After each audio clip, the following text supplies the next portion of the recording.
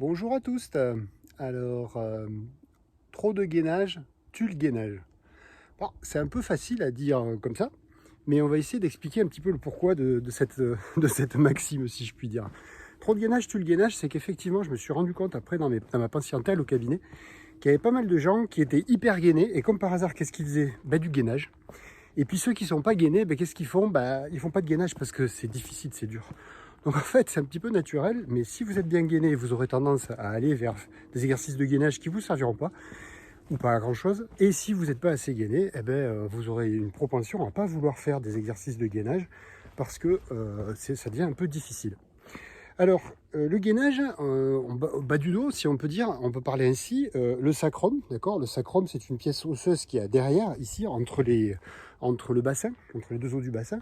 Ce sacrum, c'est comme une pyramide inverse. Et cette pyramide inverse, elle est plaquée, elle vient s'enchâsser entre ce qu'on appelle les ailes iliaques dans le bassin. Cette pyramide inverse, elle a une double impératif, c'est qu'elle doit être stable, parce que sinon on ne peut pas marcher, mais en même temps, elle doit pouvoir nous permettre la mobilité, parce que lorsqu'on avance un pied puis l'autre, il faut qu'il y ait un mouvement de torsion qui puisse s'exercer. Donc, double impératif, c'est à la fois du gainage, c'est vrai, c'est-à-dire la tenue de cette pyramide entre les iliums, les ailes, le bassin, mais à la fois un petit peu de mobilité. Alors tout le monde a déjà entendu parler du fameux psoas, voilà, parce que ce psoas, il est nécessaire, il est indispensable au gainage. Si vous n'avez pas de psoas, vous allez vous faire mal au dos au moindre faux pas, au moindre geste. Mais si, à contrario, il est trop tendu, ce qui va se passer, c'est que cette pyramide sacrée va s'enchâsser au niveau du bassin, et donc du coup, ne pas avoir assez de mouvement.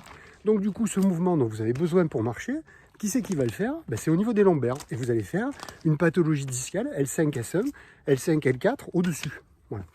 Donc en fait, ce qui est important pour être en bonne santé, c'est d'être gainé, mais d'être surtout capable de switcher, gainer, dégainer. Il faut que je sois capable tout à la fois de tenir mon bassin, tenir avec le psoas, tenir avec les abdos, tenir avec le diaphragme, mais en même temps, dans la même fraction de seconde, si je puis dire, c'est d'être capable de relâcher. Donc en fait, c'est ça qui fait de la bonne santé, c'est ni trop de gainage, ni pas assez de gainage, c'est un gainage à bon escient. Donc voilà pourquoi je disais trop de gainage, tout le gainage. Et quand on fait trop de gainage, on va bien se fixer le sacrum dans les iliums, mais on va mettre une impaction sur les lombaires qui, à terme, moyen ou long terme, va être toxique pour votre rachis lombaire. Si vous êtes trop dégainé, pas assez gainé, à ce moment-là, ça risque de vous poser des soucis en termes de stabilité.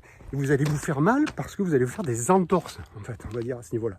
Donc, voilà pourquoi je voulais vous dire, trop de gainage tue le gainage.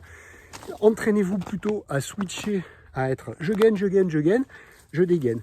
Vous passez du pilate à la salsa. Et comme ça, tout ira bien. Allez, à une prochaine.